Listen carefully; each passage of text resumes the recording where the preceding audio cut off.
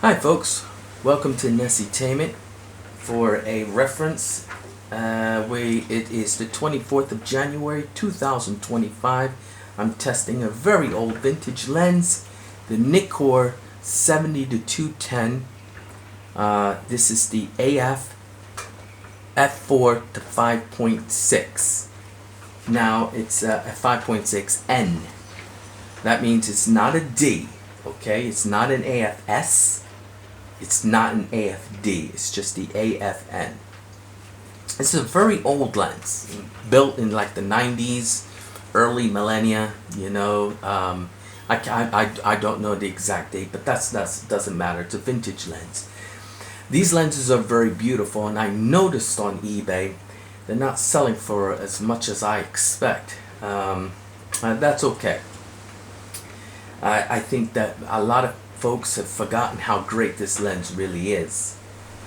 But I have to be honest. I have to test it against some other lenses and say to myself, why is this lens not selling for what it should? And as far as I can see, I've compared it to, let's say, the Nikkor 70 to 300 AFD.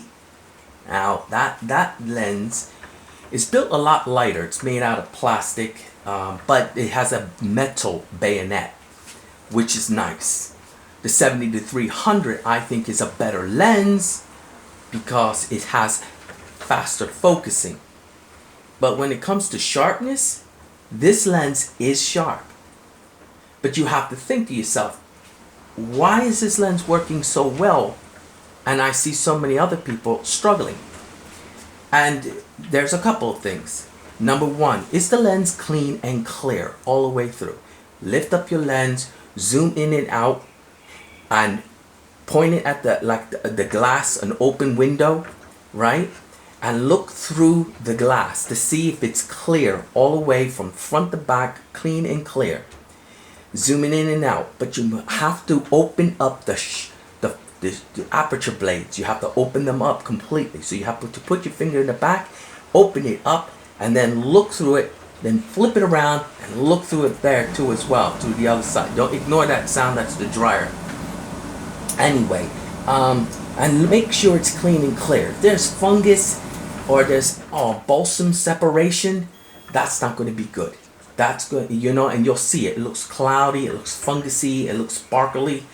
It's not supposed to be. It's supposed to be clean and clear all the way through. It's supposed to like shimmer, like a jewel, like a bluish tint or a greenish tint, and that's the way it's supposed to be. Clean and clear all the way through with a beautiful tint. And that's the most important thing. The other thing is, if you're holding this lens, this lens is heavier. I would say almost twice as heavy as the 70 to 300 F4 to 5.6. I think that would be it. F4 to 5.6 AFS. This lens is heavier. The 70 to 210 is a heavier lens. And when you put it on a camera, it's even heavier. So you're carrying 2.5 kilograms in your hands, and that gets heavy. And while you're trying to focus on, let's say, birds, or they're flying around, and you're moving left to right, this focusing is just not fast enough. It's not fast enough to focus on the item and focus on the subject. So you're moving it around and you're trying to focus it at the same time. The lens is a little bit too slow for that. But when you got to sit on a tripod, or let's say you're on the ground, or you got it sitting on the pillow, or like one of them. Never mind. If you're a professional photographer, you know what I'm talking about. When you're out there and you got this lens steady, the camera steady, so it's not jiggling around, then you got yourself a beautiful sharp lens. I'm going to show you how sharp this lens is. It's right now I got this lens set up on the Nikon D4, and I got it set in DX mode. So that means it's cropped. Okay, I'm not using an FX mode, I'm using DX mode. That's why it looks a little bit closer. I'm actually in my kitchen. So now I'm going to zoom it from 70 And I'm going to zoom at this 7 to feel. Look at that smoothness. Isn't that smooth? That's gorgeous, isn't it? That's the way it should be. The focus, and you notice I'm not holding it anymore. Well, I put my hands over here. There you go. I won't even focus on my hand. Anyway, what I'm saying is that it's not dropping back. You know, if it did drop back, it should drop back very slow. But the trombone, the zooming, it should be as smooth as butter. It shouldn't be stiff any part. It should be smooth all the way up, back and forth. Boom, boom. See, boom, boom. You hear that? And that's clicking is the shutter going from 35 to 70. Not 35 to 70. From 70 to 135 to 180 to 210. That's what that clicking is. You know, and that's the way it should be. Now listen to the focusing. I'm gonna put the focusing on now. I'm gonna.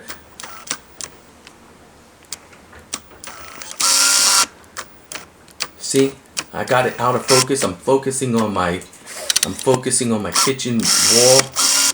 You see, and you hear that? Now I'm gonna zoom in. I'm gonna lock this. I'm gonna zoom in, and now I'm gonna try and focus that. And there you go. You see what I mean? So it's on a tripod. The camera, the lens, everything is nice and steady.